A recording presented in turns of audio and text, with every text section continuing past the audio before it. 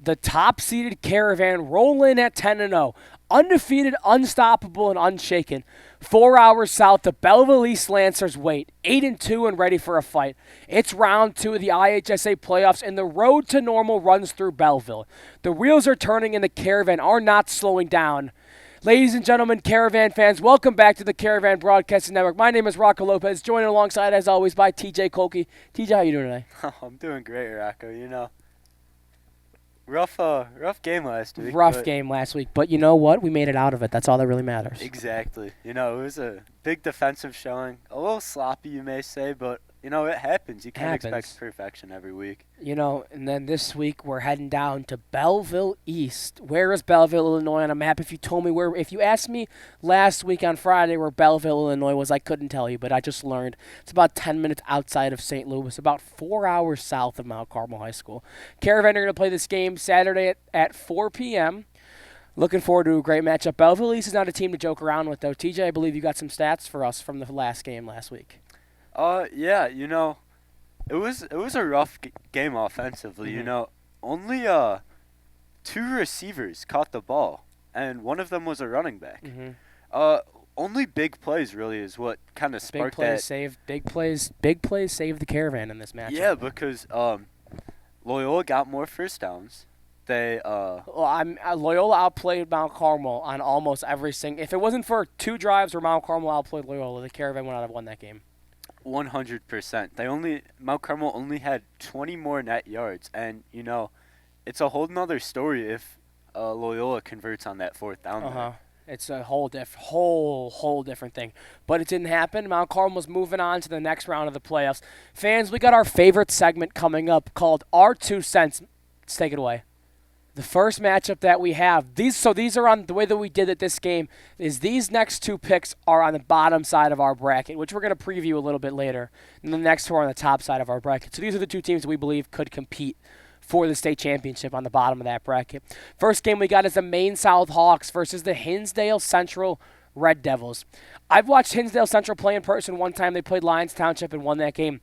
Maine South, on the other hand, 9-1. They got beat pretty bad by Lincoln Way East, who we're going to take a look at coming up soon. Maine South lost 40-0 to Lincoln Way East. Hinsdale Central, though, rolls in with 7-3. 7 wins, 3 losses. This game's at Hinsdale Central, so I think that game will play a factor in this. The crowded Hinsdale's a big school. Lots of kids. TJ, take it away. I think Maine South has this. They're a really good team. Yeah, Jamison Puricell is a great quarterback. He's back from injury. They're always a great team, though. They do always get overshadowed because they often play Lincoln Way, and then they get killed by Lincoln Way. But, again, that's like kind of saying Mount Carmel and St. Rita or something, right? Yeah. It doesn't really take away from the fact that they are a good team. It's just they unfortunately have to go against the best. A really tough opponent, Hinsdale, that they seem kind of nice there. It doesn't really strike me as a student section that's going to cause a lot of issues. I think, I've been to a couple Hinsdale Central basketball games, and they absolutely fill out the top row of their bleachers. I mean, they've got a lot of people they for have a sure, lot of people. But it's just kind of like... In this game, though, I do think that Maine South is going to pull out the win. I think it's going to be a closer game than expected. I think Maine South's going to win this one 21-17. TJ? I don't have a score prediction for you here, but it's okay. Happens. Yeah, I think Maine South has this. I think that Maine South is going to go all the way in this bracket to the state championship game. Wow. Down here, another team to look at, the Barrington Broncos, 2-seeded. They are a great team. I can't lie, I had never heard of Barrington before this season, but so far, watching some film on them, they're great. But Glenbrook South, led by senior quarterback Andrew Bonavencio. Great quarterback. He has a great wide receiver. Some of these kids have been playing together since they were 3 years old. I read an article in the Tribune. TJ? Again, I've heard of Glenbrook South. Not really too familiar on Barrington, but again, 2 schools who have good teams this year, especially like Glenbrook has always had like a really good hockey team, so it's kind of interesting to see them break into football and become like a decent football team. But mainly these big kind of magnet schools, they always like tend to have a sneaky good team. In this game, I think Barrington's going to pull away from Glenbrook South. I got Barrington winning this one 42-35. So, some close games are going to happen. Playoffs keep games close. TJ? Yeah, 100%. You never really know with the playoffs. They do have a loss to Maine South. Yeah. I think that's their only loss this year. That is. They're 9-1. Maine South, they lost that game 41-21, I believe. And they have a win against Fremd. And Fremd, as we know, is a very solid team. So because of that, I have Barrington. I think that's going to be a good one. That's going to be one of the best games on Friday night. The next game we got, Warren. Bolingbrook is going to be playing at Warren. The 12-seeded Raiders roll in at 8-2. 5-seeded Blue Devils hold steady at 9-1. Warren won basketball last year in 4A. Hadn't really heard much about them in football. I know that they're great at wrestling as well. They have a running back. Can't think of his name right now. He's committed to Illinois for wrestling and for football. He's great. He's one of the best players in the state. Jackson Davis also attends Warren. Best basketball player in the class 2027. But Bolingbrook, great at stopping the run. They got a guy on the edge, coming off the edge, named Darion Prescott. 5-star football player. He's fantastic. Also a great kid. I think Bolingbrook pulls away in this game. Give me Bolingbrook winning this one 7-0. Low-scoring game. I pulled up the Bolingbrook schedule right now. There's a team with the cool black field, right? They are. That is them. Something else I want to mention. We got a lot of cool logos in this R2 Cents. I mean, this Bolingbrook logo, the pirate logo. If we can take it back, look at Barrington's logo. Looks fantastic, that Bronco. And then Hinsdale Central, also a great logo. Some more great logos coming up, but this is a great day of logos. Yeah, I didn't really even think of that one, but yeah, there's been some cool logos as here. I was making this Saturday night, I was looking at them. So yeah, as I'm looking at Bolingbrook's schedule right now, they play absolutely nobody. They do play absolutely nobody. They lost to HF in their first game. HF, I believe they're coming in at the 26th seed in the 8A playoffs. Yeah. But other than that, not many people. Looking here. They lost to Oswego. Oswego, who is the 11th seed. But I'm holding out faith that Bolingbrook takes this game. Yeah, no, I don't think so. No, you don't think so. Warren winning this one. Yeah. Let's take a peek at the next game. Fremd. This game was played at Fremd 7:30 on Friday. Lyons Township comes in at the 13 seed. They're 8-2. Fremd comes in at the 4 seed at 9-1. Fremd, great team. Johnny O'Brien at the helm of quarterback, as well as Lyons Township, another great team. I think Fremd pulls this one away, and I think that Fremd is gonna. I think Fremd's gonna win this one. Give me Fremd 21, Lyons Township 3. I'm a big fan of Fremd. I don't know what it is, but something. Yeah, just something there. About it. They really don't have a cool logo. No. I think Lyons got the cool logo. Lyons does have the cool logo. I mean, I like this. The Fremd F is basically the same logo as East St. Louis has. Yeah, it is. And then it's got the Vikings in the background. It's pretty cool. Yeah, it's just not really original. They could have done more there, but I don't know. That doesn't take away from the fact that I like their football team. They've got a gritty squad, and I think they're gonna pull away with this one. Yeah, this I forgot to mention that we moved on from the Warren game. We're looking at the bottom side or the top side of the bracket. I apologize, the side that the Caravan are on. TJ, think Fremd's winning this one? Yeah, dude, but you've looked. I'm feeling like everybody's pretty familiar with the bracket right now. Yep. Caravan's got an absolutely brutal schedule. Yeah, we're gonna take finals. We're gonna take a preview at the bracket in a new segment that we just came up with today. Next game we're gonna look at the best logo I've ever seen at a high school. Number 9 seeded Lincoln Way East takes on the number 25 seeded Palatine Pirates. And I mean, look at that logo. That's beautiful. That's beautiful right there. Lincoln Way East, Jonas Williams back from that ankle injury. Been watching some film on them. He still doesn't look 100% with that ankle. He's not really scrambling as much as he used to. So that's going to be a struggle for them in this game. They're not going to need much scrambling out of Jonas against the Palatine Pirates, though. They're 6-4. Lincoln Way East is 8-2. I got Lincoln Way East taking this game out of the water. Give me Lincoln Way East 42, Palatine 7. I'm always holding out hope that Palatine wins. Yeah, I don't want Lincoln Way East to win, but I think that they're just too good. But the thing is, if Lincoln Way wins, then we get to play at home again, and I'd like that. I would also like that. We get to play at home. No, we got to win this week. But if we win this week, we do play at home next week. Really? Yes. Oh, nice. No matter what. Oh, nice. That's big. Yeah, no. I got Matt cheering back Your there. pick for this game, TJ? Oh, yeah, maybe. I got Lincoln Way. Lincoln Way. Another Lincoln Way. And the game that you're all here for, the game that we're traveling 4.5 hours to. The one-seeded Mount Carmel Caravan coming to this game 10-0. They take on the number 17-seeded Belleville East Lancers, who are 8-2. Belleville's not a team to mess around with. They got a great D-lineman. They got a guy down there going to Cincinnati. He's fantastic. I do want to mention, though, I'm going to compare Mount Carmel and East St. Louis here really quickly. Mount Carmel, Belleville, I apologize. Belleville played East St. Louis. They lost that game 57-7. That Cincinnati D-line commit, he was the only one who had a touchdown in that game. He had a pick six on the D-line. Plays both sides of the ball. I don't think Emmett Dowling's going to throw a pick to him this game. I think that Mount Carmel is going to absolutely blow Belleville out of the water. TJ? You know, I like your optimism here, but we got to stay focused. We got to stay disciplined.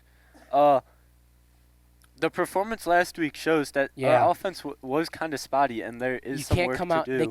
The offense can't come out slow in this game. No. And that's going to be the death of us if they do. And that's been a trend we've seen all year from the Caravan. You know, it takes them a couple of drives for the offense to kind of like get rolling, get started. Yeah, I mean, I think that we went down 14-0 at one point, and at halftime it was 14-7. Loyola was up on us. Yeah, and I mean, like, if you look 2 weeks before that against Fenwick, it took forever, and Fenwick was beating us at one point, I believe, right? Mm-hmm. And, but that's going to be big. Mount Carmel's going to need to show up on offense. They've been playing amazing defense. Fantastic. The defense looks like one of the best in the state. Roman Iguabike is the best middle linebacker in the state. Oh, 100%. Like, he's the reason we won last week. Yeah, And that big stop on second and third down, forcing a long fourth down completion, which Loyola did get, but the outcome of that didn't matter. They didn't get it in the end. Yeah. But, yeah, I have the Caravan, but, you know, it's a long road, and they need to just take it one game at a time. Long way down to Normal, Illinois. I got Mount Carmel taking this game 60-7. Fans, we're going to cut to commercial. We're going to see you guys back here for a new segment in about 30 seconds. Caravan Media Group is proud to bring you all the action from sports, special events, and more here at 64th and Dante. Stay up to date with all the action by subscribing to our channel. Go Caravan. Discover what makes Mount Carmel a brotherhood like no other. Join us for our next open house to tour campus, meet our students and faculty, and see firsthand why Mount Carmel is the best place for your son to learn, grow, and lead. His future starts here at 64th and Dante. Fans, I apologize. Not week 6, week 11. Messed that one up a little bit. This game is going to be played at Belleville East High School at 4 p.m. The Lancers roll into this game 8-2 at the 17 seed. The Caravan roll in 10-1, the number 1 seed. Let's take a look at the 2025 offensive stats. Emmett Dowling has completed 182 passes, and he's thrown for 2,709 yards. A lot of yards so far. Quentin Burrell has 49 receptions for 875 yards. He also has 10 touchdowns. Emmett Dowling leads the team in rushing yards and rushing touchdowns. He has 409 rushing yards and then 9 rushing touchdowns. Then Marshawn Thornton has the most touchdown receptions with 11. TJ?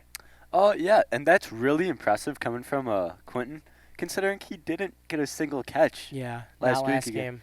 Yeah, like, imagine if he was playing to his fullest extent, he'd probably be over 1,000 yards right now. I think so. Let's move on to the defense. Roman Iguabike leads the team with 88 tackles. The Caravan have forced 7 fumbles this year and returned 1 of those for a touchdown. 95 yards against St. Ignatius, courtesy of Tavares Harrington. 16 total sacks, and Roman Iguabike leads the team in sacks with 3.5. Caravan have 16 pass breakups this season. They had 4 last game. And the Caravan have 9 interceptions with 1 interception touchdown return, which was courtesy of Cullen Winter's 80 yards return against Bennett. You know, one thing I'm looking for in these playoff games is more sacks from the Caravan. You know, I feel like it's been very underwhelming in their performance to what I believe they are capable of doing.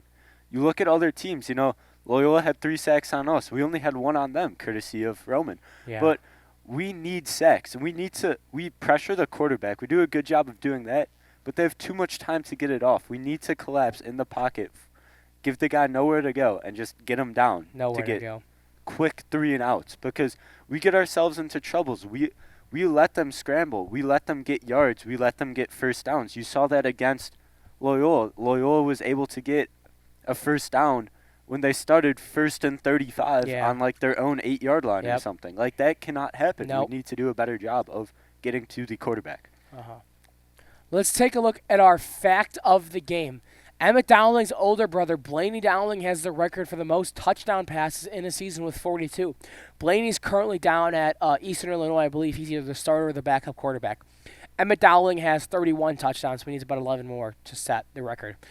If the Caravan makes the state championship game, that means Emmett has to throw just about 3 touchdowns per game and to tie the record. So 2.75 touchdowns per game to tie the record, and then throw 3 touchdowns per game to set his own record, pretty much. TJ?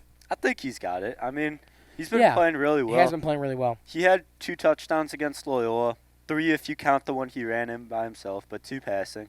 What do you think that's like in the household right now? You think there's like a little banter, a little competition? I think so. I think Blaney might be getting Blaney probably wants to hold his record. I think Blaney might be getting a little nervous, but also a little happy for his younger brother that Emmett's getting up there. Yeah. I just wonder what Pound's going to be like if he breaks the record. Me too. Let's take a look at the CCO Blue. Let's see what's going on with some teams that are in the CCO Blue. So, Brother Rice, the 6th seed in 7A, they beat Rockford Jefferson at home last week, 57-0. They're going to take on the number 22 seeded Jacobs Saturday at 6 p.m. Game's going to be at Jacobs up in Algonquin. Algonquin. I love Yeah. Algonquin. My grandma used to live in... Oh, wait, no. My cousins live in Algonquin. Sorry. Not much to do up there, so I'm told. Yeah, I mean, Loyola obviously lost to Mount Carmel last week, so they finished under 500. For the first time in over 20 years, which is crazy to think about. Yeah, and then St. Ignatius, they had a rough year. little brother of the CCO Blue, missed the playoffs with a 2-7 record. They had a rough year. You know, it hurts. I got some buddies on the team. I'm not going to talk too much about them, but, you know, it is what it is. They'll bounce back. I don't think they should have been in the CCO Blue. It's just kind of like how the records worked out. But they're going to get demoted, and, you know, the balance is going to come back in the next couple of years. Let's take a look at the meeting history. These two teams, fun fact, have never played each other. This is going to be the first meeting between the Caravan and the Lancers. That's kind of cool. Isn't it? Yeah. Some of my keys to the game, the Caravan got to come out fast. You know, long bus ride, got to get down there to Belleville, Illinois, got to stretch your legs out, got to throw the ball around, work on some catches, work on some routes, work on some pass rushing moves, work on some defensive moves. You got to come out fast, can't have a slow start. O-line's got to protect Emmett, do their best job blocking. The Lancers have a great defensive line. No 4th downs. We can't get put in a situation where we're on our own 35-yard line and Coach Lynch doesn't want to punt the ball away on a 4th and 3. Can't get in those situations this game. Other than the Caravan got to do, we got to establish the run. Got to start out hot, run the ball a lot. Don't come out firing in the air, start running the ball first couple of plays, and that's when you're going to move on, throw the ball. Fans, we're going to go to commercial and move on to a new segment, for real this time, that we just drew up this morning.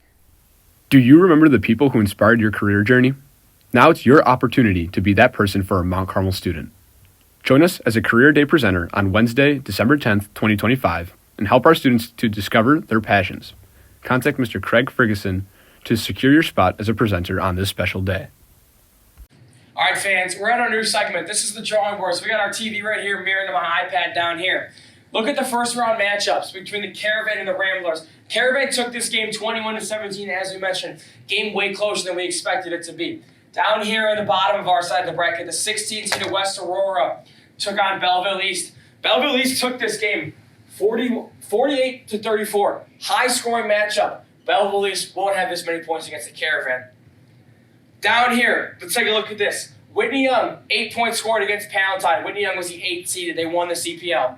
Or I apologize, 2nd place in the CPL. Down here, Lincoln Way East versus Stevenson. Big fat 0 for Stevenson. 45 for Lincoln Way East. Big win there for the Griffins.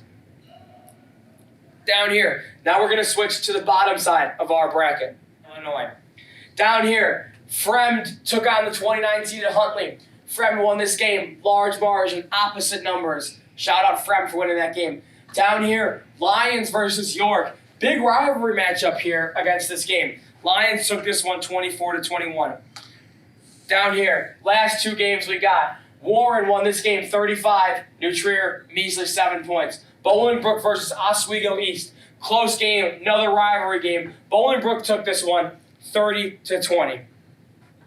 Some of these matchups, as we mentioned, Mount Carmel versus Belleville East. Saturday, Belleville East, 4 o'clock. I got Mount Carmel taking this one. This is where I found out something very cool. I can draw.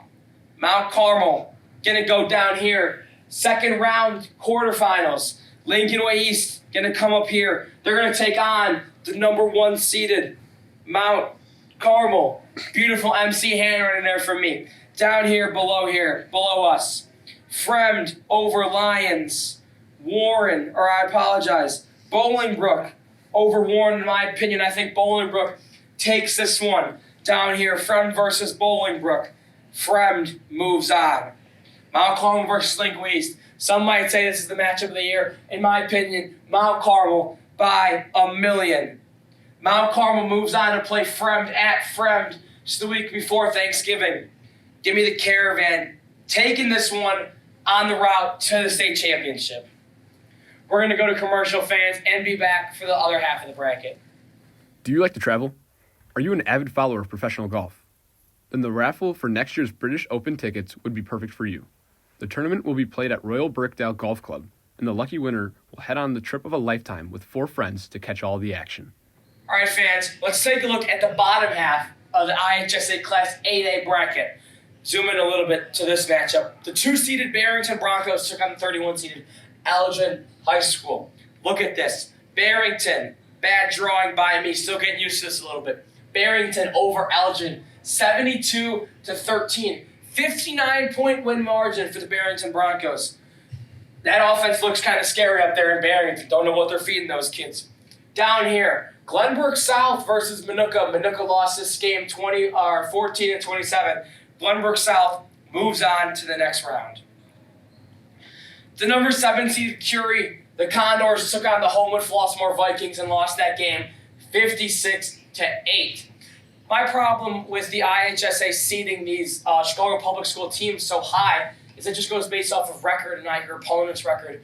The Chicago Public League isn't the best class for football. Curie wasn't the best class, or in my opinion, wasn't the best team to be put at the 7th seed.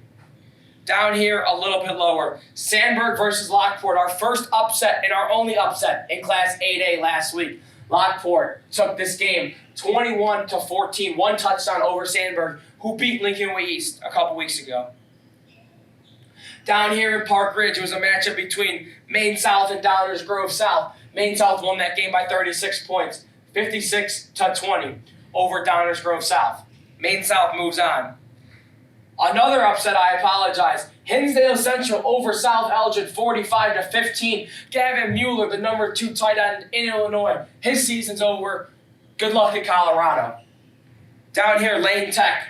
Lane Tech's first playoff win in 20 years over Perspective's leadership, 34-6. Lowest points scored besides 0 from a Class 8A team. Perspective's leadership. Congratulations. Oswego versus Naperville North. Oswego took that one by 10 points. 17-7. Move up here. And apparently I can draw with my fingers. I just learned that. Let's move up here to Barrington versus Glenbrook South. Barrington's offense, high power. Glenbrook South, defense, not good enough. Give me Barrington to move on to the semifinals. Homewood Flossmoor versus Lockport, a battle of 2 teams that took an upset win. I think Homewood Flossmoor wins this game. In my opinion, they're just too much of a good team. Here we go, up here. Down here, lower in the bracket. Maine South versus Hinsdale Central. Give me Maine South to move on in this game. I think their offense is just too good. Lane versus Oswego. Oswego, the 11th seed, moves on in this game. Lane Tech just isn't good enough. Chicago Public League teams just aren't good enough to beat these big teams in football. Barrington versus HF. Barrington, high-powered offense, moves on to the state semifinal matchup. Oswego versus Maine South. I want to pick Oswego in this game, but I think Maine South is just too good. And then in the semifinal game took play at Normal, U of I, ISU Hancock Stadium, 7 p.m. on the 29th. Give me Barrington to move on and face the Caravan in that state championship game. I apologize for my roughly detailed graphic, but you get the gist of it. I had fun doing this. The last thing we're going to do in here, the weather report in Belleville, Illinois on Saturday. As I mentioned previously in the show, if you were to ask me, Rocco, where's Belleville, Illinois last week? I don't know. Apparently Belleville, Illinois, 10 minutes outside of St. Louis. Right now, actual temperature, 63 degrees, but it feels like 56. The high was 70 today. Pretty hot down there in Belleville. Pretty warm. But let's go down here. Don't care about today. I care about Saturday. Temperature is going to be at the high, 61 degrees for this 4 p.m. kickoff. No precipitation in the forecast whatsoever. Let's take a look at the UV index. No UV, no sun out in Belleville on that day. The wind, gusts up to 30 miles an hour during this game. The ball is going to be flying. Fans, thank you so much for joining us in this segment. I had fun doing it, and I hope you had fun watching it. We'll see you all here. Hopefully we'll see you all back here next week. Drive safely to the Belleville game. As always, go Caravan.